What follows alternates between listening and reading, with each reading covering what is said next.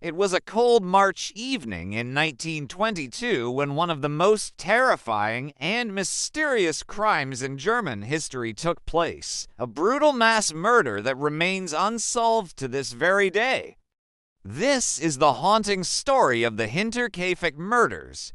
In the quiet Bavarian countryside, about 70 kilometers north of Munich, stood an isolated farmstead known as Hinterkaifeck. It was home to Andreas Gruber, a 63-year-old farmer. His wife, Cecilia, aged 72, their widowed daughter, Victoria Gabriel, aged 35, and her two young children, 7-year-old Cecilia and 2-year-old Joseph. Life on the farm was simple, quiet, and isolated.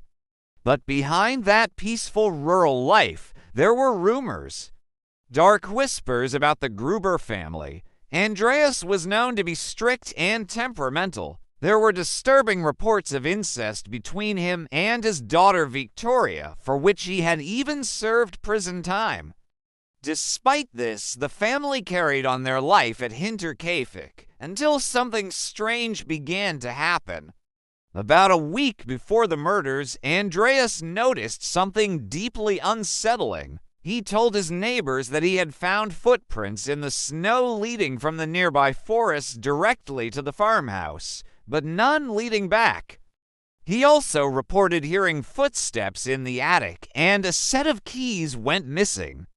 Tools from the shed were misplaced, and a newspaper from a city miles away appeared in the house, though no one in the family had bought it. The maid, believing the house was haunted, quit her job abruptly, saying the place felt cursed. The family was frightened, but Andreas dismissed the incidents and carried on. Then came March 31st, 1922. That day, the family's new maid, Maria Baumgartner, arrived at Hinterkaifeck. It was her very first day of work. What she couldn't have known was that it would also be her last. Sometime that evening, a person, or perhaps more than one, approached the quiet farmhouse and carried out one of the most gruesome killings Germany had ever seen. Based on later investigation, it's believed that the killer first lured the family members one by one into the barn. Andreas, his wife Cecilia, their daughter Victoria, and little Cecilia were each struck down with a heavy mattock, a farming tool similar to a pickaxe. Their skulls were crushed. The killer then entered the house and murdered the sleeping maid, Maria, in her room, and finally 2-year-old Joseph asleep in his cot. In total, 6 people were brutally slain that night. The killer, however, did not flee immediately. Evidence suggested that someone had stayed in the farmhouse for several days after the murders. Neighbors noticed smoke rising from the chimney. The family's livestock had been fed, the dog was tied up and barking. Bread and food were missing from the pantry. Whoever had done this had lived among the bodies, calmly, methodically, almost as if nothing had happened. Days passed, and when the family failed to appear in church or at school, neighbors grew suspicious.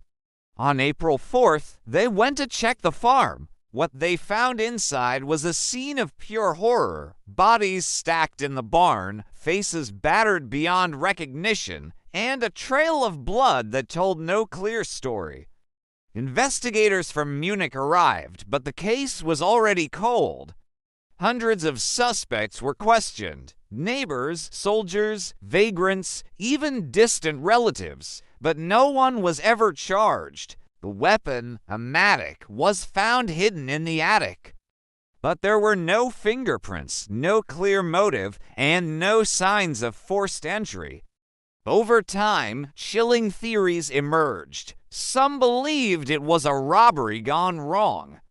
Yet valuables and money were left untouched. Others suspected revenge, maybe from a former farmhand or an enemy from the village. One theory pointed to Victoria's late husband, presumed dead in World War I, having secretly returned. But the most disturbing theory of all was that the killer had been living in the house, perhaps hiding in the attic, for days before the murders, watching the family's every move. In 1923, the farmhouse was demolished, and hundreds of curious locals came to see the site. In a grim twist, the victims' skulls were removed and sent to Munich for psychic examination. Yes, psychics were consulted in hopes of solving the crime, but nothing came of it. The skulls later disappeared during World War II, adding yet another mystery to the already unsolved case. Even a century later, the Hinterkaifeck murders continue to haunt Germany. Every year, amateur detectives and historians revisit the case, hoping to uncover the truth. But the identity of the killer, or killers, remains unknown. A lonely farmhouse in the woods, a family wiped out in silence. A killer who may have slept under the same roof as his victims. And to this day, no one knows who did it, or why. This is the terrifying story of the Hinterkaifeck murders, a mystery frozen in time.